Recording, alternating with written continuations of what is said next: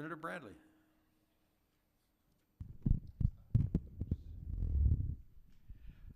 Mr. President, may I explain my vote and then by way of remarks? Yes, sir. Please Okay? proceed. All right. Thank you very much for your indulgence. Thank you, Mr. President. The children are coming. The children are coming. The children are coming. Mr. President, Dante, as you may recall, in his epic, The Inferno, had no sympathy for neutrality in regard to evil.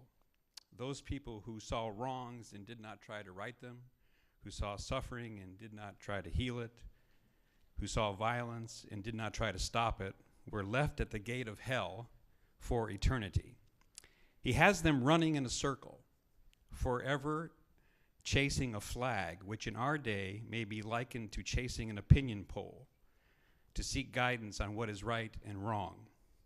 They are left among the cockroaches, being stung by insects for an eternity. Their indecision was their perpetual undoing.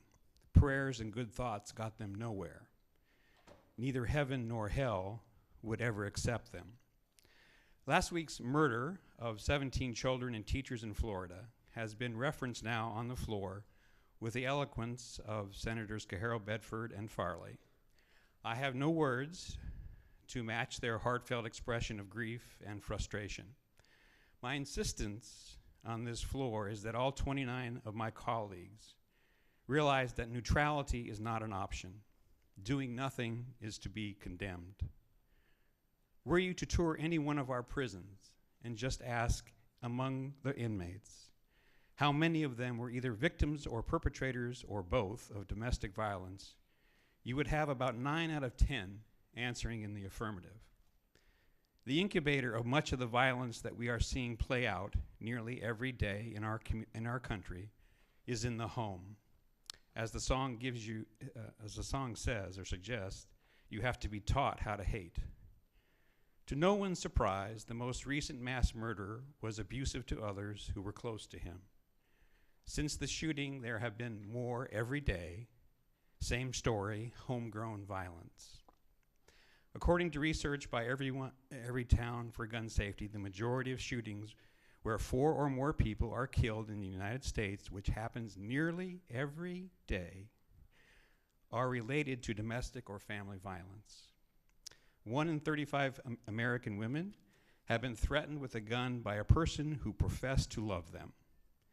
And the presence of a gun in a domestic violence situation makes it 5 times more likely that the woman will be murdered.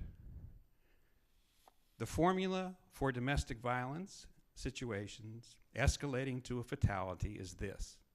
It's depression, isolation, agitation, reinforcement from social media, and access to a lethal weapon. The anger that clenches a fist becomes a source of lethal terror when the same fingers that clenched the fist now pull the trigger. All of the other variables are inflamed by this one action. It is indisputable that the variable in the recipe that literally explodes in our communities is access to the weapon. All of the other ingredients must rely on intensive interpersonal relationships to remove them from the formula. Removing the weapon is one ingredient that lends itself to legislative intervention. Federal law prohibits people convicted of domestic violence from purchasing guns only if the violence was against a spouse or live-in partner. Dating partners fall through this loophole, even though nearly half of all domestic violence murders in past years were committed by dating partners. Federal law also has a fatal loophole for abusers of siblings or parents and the stalkers, allowing them to easily keep or obtain deadly firearms.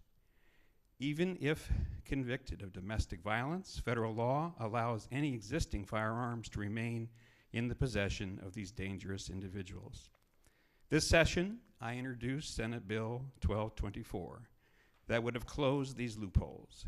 Senate Bill 1224 reflects the public's desire to see deadly weapons kept from the hands of convicted abusers, saving the lives of Arizonans.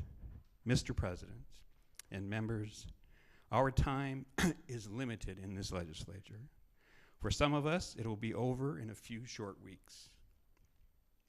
I urge you to respond to the call of our youth.